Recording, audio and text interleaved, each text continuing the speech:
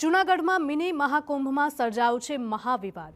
મૃગીકુંડમાં કીર્તિ પટેલે લગાવી વિવાદની ડૂબકી। અખાડાના સાધુ સંતો સાથે કીર્તિ પટેલનું વિવાદિત સ્નાન। કીર્તિ પટેલના વિવાદિત સ્નાનના દ્રશ્યો કેમેરામાં કેદ થયા છે। ભગવા વસ્ત્રોમાં સાધુનો વેશ ધારણ કરીને કીર્તિ પટેલ મેળામાં પહોંચી હતી। મૃગીકુંડમાં માત્ર સાધુ સંતોને જ હોય છે સ્નાનની મંજૂરી। સુરક્ષા કર્મીઓને ચકમો આપી કીર્તિ પટેલ મૃગીકુંડ સુધી પહોંચી ગઈ હતી। કીર્તિ પટેલના મૃગીકુંડમાં સ્નાનથી મહાવિવાદ સર્જાયો છે। આ ઘટનાની જાણ થતાં સ્થાનિક વહીવટીતંત્ર એક્શનમાં આવ્યું છે। કીર્તિ પટેલ વિરુદ્ધ થઈ શકે છે કાર્યવાહી। સાધુ સંતો સાથે ચર્ચા કર્યા બાદ કાર્યવાહી કરવામાં આવશે।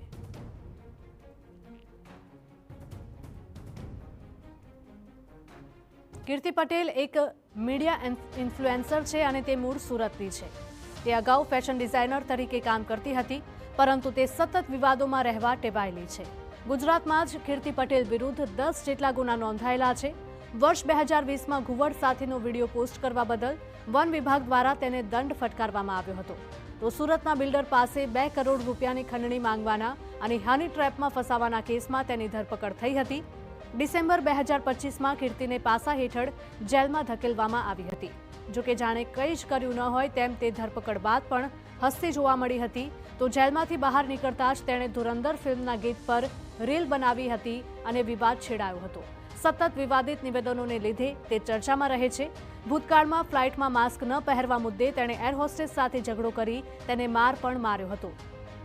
તો ગાંધીનગર, પાટણ, જૂનાગઢ તેમજ સુરત ગ્રામીણ પોલીસની હદમાં તેની વિરુદ્ધ દારૂ સંબંધિત કેસ સહિત હુમલાના કેસ પણ નોંધાયેલા છે।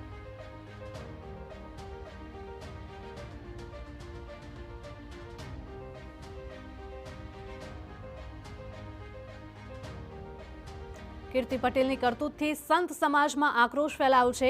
કીર્તિ પટેલની સામે કડક પગલાં લેવા સુખરામદાસ બાપુએ માંગ કરી છે। સાધુ સાથે બેસવાથી કે સાધુ વેશ ધારણ કરવાથી કોઈ સાધુ નથી બની જતું। સાધુ વેશમાં આવી શૈતાને મૃગીકુંડને અપવિત્ર કરવાનું કામ કર્યું છે। ભવનાથના મેળાને બદનામ કરવાના પ્રયાસ કરવામાં આવ્યા। તંત્રને મારી અપીલ કે કાયદેસરની કાર્યવાહી કરવામાં આવે। દેશમાં શૈતાન આવી જાય અને શૈતાન આવીને સાધુ દેશને બદનામ કરે એવું ના ચાલે। એ મેળાને બદનામ કરવા માટેના આ જે ષડયંત્ર છે, મેળાને બદનામ કરવા માટેના જે આ કોશિશ કર્યા છે, એ લોકોને સજા મળવી જ જોઈએ।